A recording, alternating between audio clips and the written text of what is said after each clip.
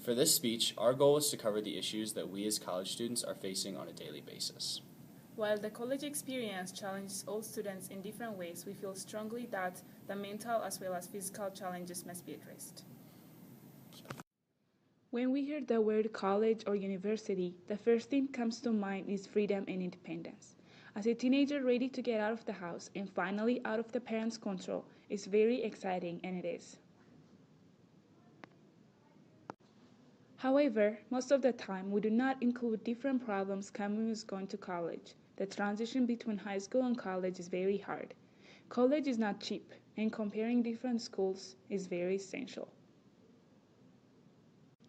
Add to the cost of housing, meals, supply, transportation, and textbooks, you have a recipe for unmanageable debt. All of these things are a bit too much for being first-time independent, I believe.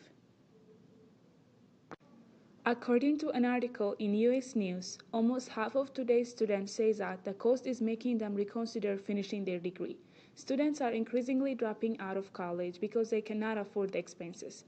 Others are forced to juggle full academic schedules with full-time jobs. So when all these things fall on the student's shoulder all at once, then depression, anxiety, and stress make their appearance. Tuition and costs are not the only thing that affects college students. It's the action students take in order to solve the money issues, such as working more than 2 jobs and long hours. A study that was done in Georgetown University shows that many students experience a high stress level during finals. While each person responds to stress differently, it does have a physical, emotional, and psychological impact on everyone. Stress helps us motivate us and even help us protect us. However, feeling too much stress is not healthy. If you start feeling stressed out on a regular basis, this could lead to a greater health problems and could negatively interfere with your relationship and everyday life. So, if we are aware of the problem, it's only right to take an action on it. The first main thing would be using the resources available on campus, such as the counseling center. It's free and the people are very understanding and confidential.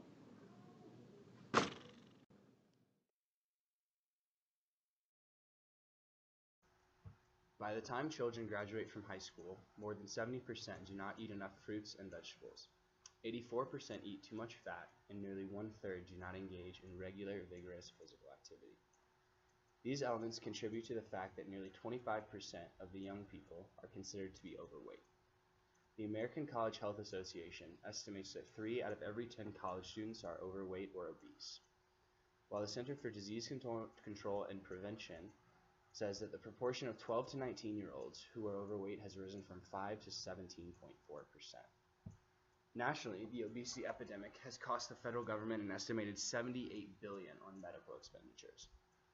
At a time when costs for colleges are already high, the resources that institutions can put into treatment and prevention are limited. Few colleges are starting to redirect funds to provide more healthy food options. Next is only to find a way to use the resources available. We can't just promote better health decisions, you must make them convenient and available. One possible solution could be to keep portion sizes smaller, so campuses can offer fresh, healthy options at comparable prices to burgers or fast food options on and off of campus. Additionally, promoting group health programs may begin to show improved results. For example, eating in groups provides more incentive to eat healthy rather than picking up quick, healthy food on the go. While Regis and Bon Appetit do a great job to provide a variety of options for those with allergies and specific dietary needs, healthy foods are hard to come by, with strictly hourly restrictions for many varieties of food.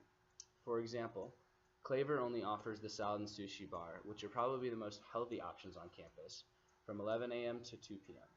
Those times are by far the busiest at those locations, making it challenging for quick, efficient service, while many students have the majority of their classes in the late morning and early afternoons. The second problem we face at Regis is the accessibility of our wellness and recreation programs. While Regis does do well with the resources available, there is plenty of room for improvement within wellness and rec. Many students arrive at college without a habit of exercising, therefore they often don't seek out the facilities or fitness opportunities, while many students just outright don't use the facilities.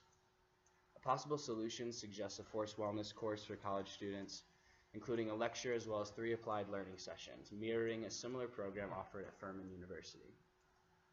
With large student populations, universities have to acknowledge 80% of over 15 million college and university students in the U.S. participate some form of recreational sport, compared with only 2% who participate in the intercollegiate athletics.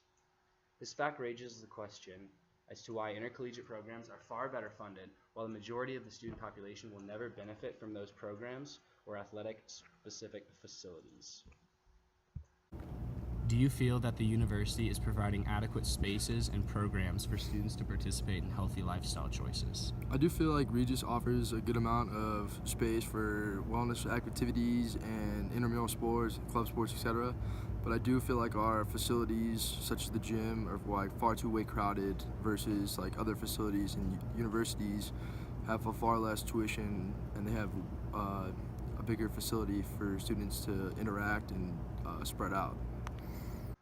Additionally, student disability services can provide a valuable ally for wellness and recreation. As a survey of 31 university students with a self-reported physical or visual disability, 90% had never participated in any campus recreation event, while 88% reported never having used campus rec facilities at all. At Regis, we must require training of staff and volunteers so they may provide specific recreation events for those with disabilities, which may be discouraging these students from using our recreation facilities at all. An improvement in student health may not be the only benefit. For years, education professionals and health professionals have advocated a direct relationship between students' general health and well-being and their academic success. Even though colleges and universities are seeing very difficult financial times, many of them are still developing these types of projects. These wellness and recreation and health centers are deemed as necessary tools for competing in the recruitment war which many institutions find themselves in. Does the university admissions department expect decreases in interest from potential students based on wellness and recreation facilities and programs?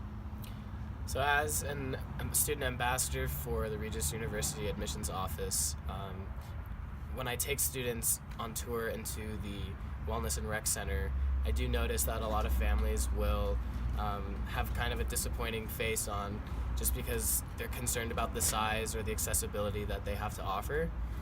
It is my job to speak highly of everything on campus, so it is definitely a challenging topic to talk about when people ask me these questions. But I'm unsure if it will decrease the amount of students coming here, but I wouldn't say it helps people come here. So.